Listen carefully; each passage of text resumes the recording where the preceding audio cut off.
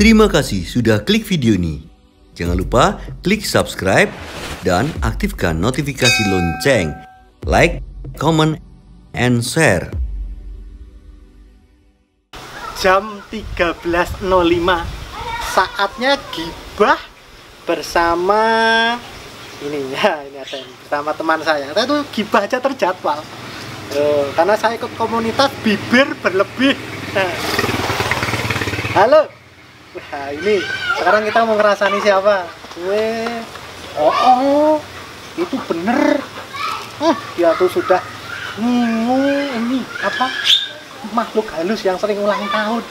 Tuyul, happy birthday Tuyul. Nah, itu makanya cepet kaya. Alah, juga itu hati-hati loh, itu juga nanti kamu jadi korban berikutnya ya. Nanti kayak gitu. Assalamualaikum. Kita harus tahu. Assalamualaikum. Kayak gitu nggak bener nih. Gibah nih. Apa itu? Iya. Ya tidak hanya tuyul. Apa? Yang kamu telepon masuk ke kanal kan? Yang kamu telepon kan gendruwo. Loh, kok malah jadi gitu loh? Ini tuh nggak baik, ngomong-ngomong gibah itu nggak baik. Gibah, fitnah. Wah, yang saya bicarakan itu fakta. Loh, gibah itu memang yang terkait dengan fakta, ya toh. Kalau fitnah itu kelihatannya yang apa ya? Istilahnya nggak nyata, tapi ya sama-sama nggak baiknya, Mas. Wah, saya tuh kalau sampai nggak boleh gibah, itu saya tuh repot. Karena saya gibah saya tuh terjadwal dengan susunan acara yang berbeda. Gibah saya tuh pakai tema. Waduh, tapi mana ini masalah kaitan agama ini aku ya paham, kowe ora paham. Saya gibah.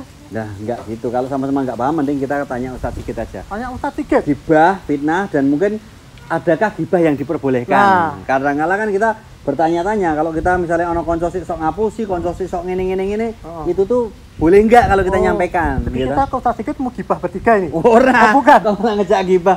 Tanyain tentang bagaimana hukumnya masing-masing gitu loh, biar kita jelas. Tahu ya Ustadz Sigit ya? Tahu tahu kan tanya Ustadz. Oh iya. Yuk ke tempat Ustadz Sigit yuk. Yuk.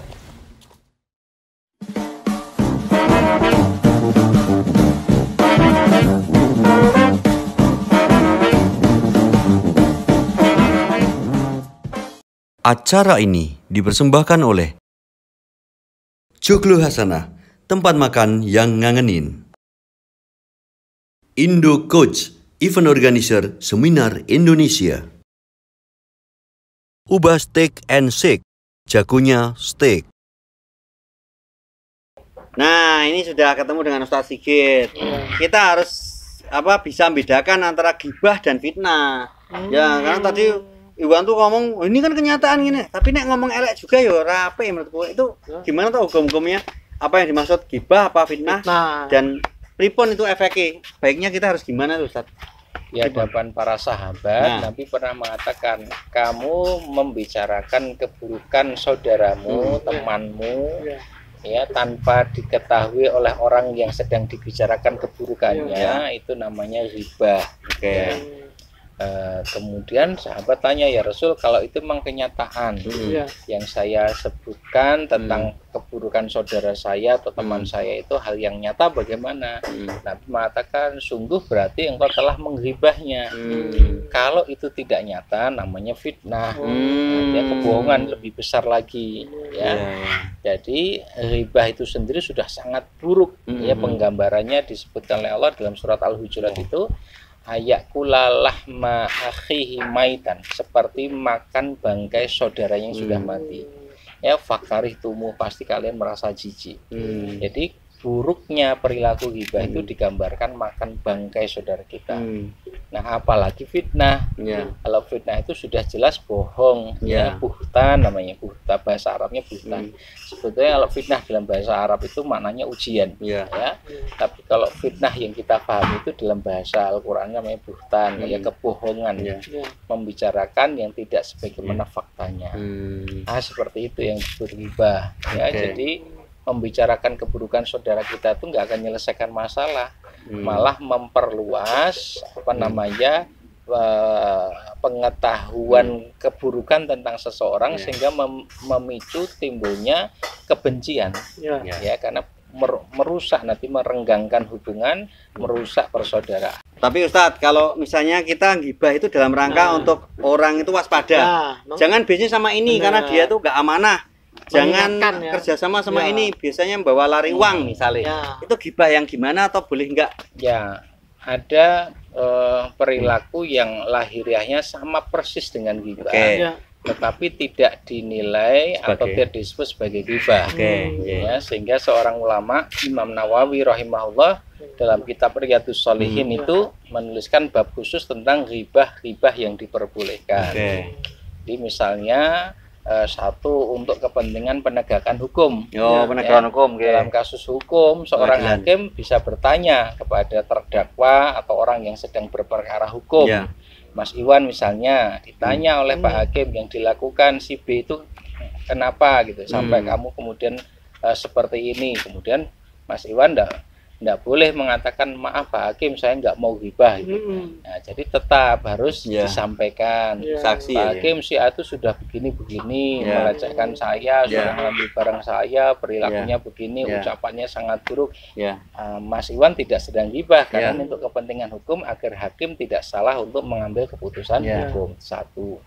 Yang kedua, mungkin kita memang butuh informasi untuk keputusan besar dalam hidup, contohnya untuk pernikahan.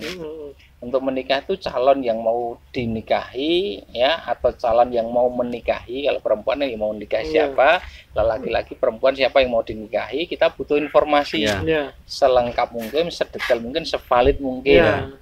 Nah, orang yang ditanya ini hendaknya memberikan informasi yang objektif dan benar ya. Jadi tidak hanya baiknya saja yang disampaikan, keburukannya boleh disampaikan karena ini penting sebagai pertimbangan ya bagi Mas Tiawan misalnya mau menikahi si fulana ya maka disebutkan baiknya apa, orangnya cantik, pemurah, rajin ibadah, tapi nggak pernah mandi misalnya gitu atau jarang-jarang mandi, sebutkan. Dan ini tidak disebut ghibah karena penting ya. Misalnya jarang mandi itu kan nanti penting sekali habis malam pertama pernah mandi. Jadi anak saya juga gak akan mandi lagi kan. Sama Mas Tiawannya sama soalnya. Jodoh katanya.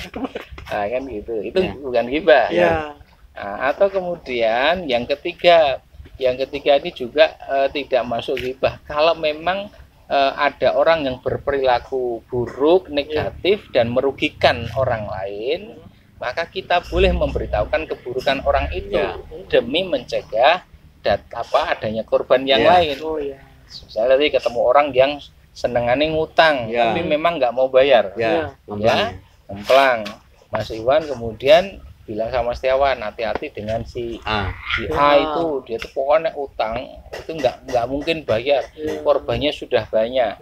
Nah, maka ini tidak ghibah karena menyelamatkan orang lain dari perilaku yang merugikan si A tadi yang suka ngemplang itu. Itu yang diperbolehkan dan tidak masuk ghibah. Atau yang keempat, orang yang melakukan kemungkaran, dosa, perbuatan yang salah, perbuatan yang tercela, sudah terang-terangan dia, artinya dia sendiri tidak malu dengan perbuatan dosanya, maka membicarakan keburukan ini tidak termasuk ghibah, dia sendiri sudah terbuka, ya seperti itu, Atau identifikasi atau mengenali seseorang yang sulit dikenali kecuali dengan menyebutkan sesuatu yang itu mungkin sekilas tampak keburukan, celah atau kelemahan, tapi mau tidak mau harus disebut, Misalnya Mas Iwan datang ke kampungnya Mas Tiawan, cari namanya Pak Yanto. Waduh, Pak Yanto ini ada 3 di sini. Pak Yanto itu loh yang pegawai negeri. Nah, kalau Pak Yanto yang pegawai negeri PNS itu ada 2. Bingung. Terus yang anaknya 3, dua-duanya yang anaknya 3 itu. Akhirnya terpaksa non sewu Pak Yanto yang itu loh yang hidungnya agak pesek. Itu sedang membicarakan keburukan, tapi tidak masuk ghibah karena dibutuhkan untuk mengenali Kalau tanpa menyebut surah ketemu akhirnya. Nah, seperti itu diperbolehkan dan tidak termasuk sebagai ghibah. Gitu ya. Jadi kita sudah dapat pencerahan dari Ustaz Sigit bagaimana tentang ghibah dan semakin tambah wawasan kita agar semakin menghindari, sebisa mungkin menghindari ghibah dan fitnah kecuali dalam keadaan tertentu yang diperbolehkan aja. Betul. Baik, Terima kasih. Sampai di sini dulu tanya Ustadz kita kali ini. Wassalamualaikum warahmatullahi wabarakatuh. Acara ini dipersembahkan oleh Joglo Hasanah, tempat makan yang ngangenin. Indo Coach, event organizer seminar Indonesia. Ubah Steak and Shake, jagonya steak.